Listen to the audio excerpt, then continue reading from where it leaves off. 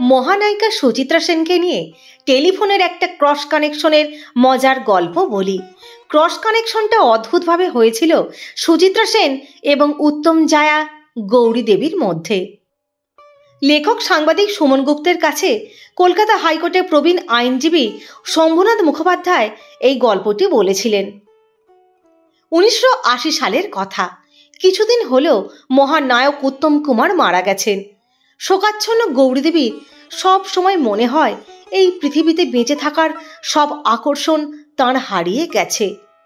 শম্ভুনাথ বাবুর পাড়ার মেয়ে ছিলেন গৌরী দেবী।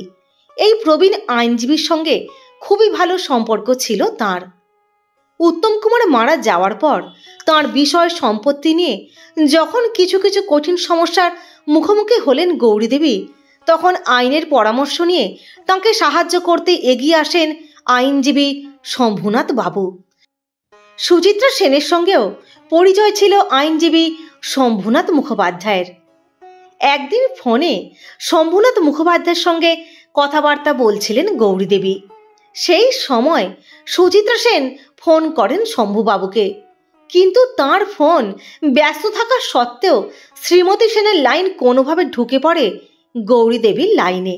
ব্যাস, সঙ্গে সঙ্গে ক্রস কানেকশন শুরু। শম্ভুনাথ মুখোপাধ্যায় হাসতে হাসতে বলেন, আমি শুনতে পাচ্ছি সুচিত্রা সেন গৌরী দেবীকে বলছেন, আমি রমাদি বলছি গৌরী, এসব কথা ফোনে বলতে নেই কখনো। বিষয় সম্পত্তি বা এসব নিয়ে কোনো জটিলতা থাকলে তুমি আইনজীবী শম্ভুনাথ বাবুর সঙ্গে দেখা করো, তাকে সামনাসামনি সব খুলে বলো। চারপাশে শত্রুর তো অভাব নেই, কে কিভাবে তোমার ক্ষতি করবে তুমি জানতেও পারবে না। আইনজীবী শম্ভুনাথ বাবু বলেন, আজও ফোনে গৌরীকে বলা সুচিত্রার ওই কথাগুলো মনে পড়লে ভদ্রমহিলার বুদ্ধির তারিফ না করে পারি না। জীবনে চলার পথে কিছু কিছু সাবধানতা অবলম্বন করতেই হয়। এসব ক্ষেত্রে ভদ্রমহিলার কোনো তুলনা নেই। তাঁর বৈষয়িক বুদ্ধিও ছিল অসাধারণ। সুচিত্রা সেনের সঙ্গে বিভিন্ন বিষয় নিয়ে আমার কথাবার্তা হয়েছে। ভদ্রমহিলার আমি ফ্যান হয়ে গিয়েছিলাম।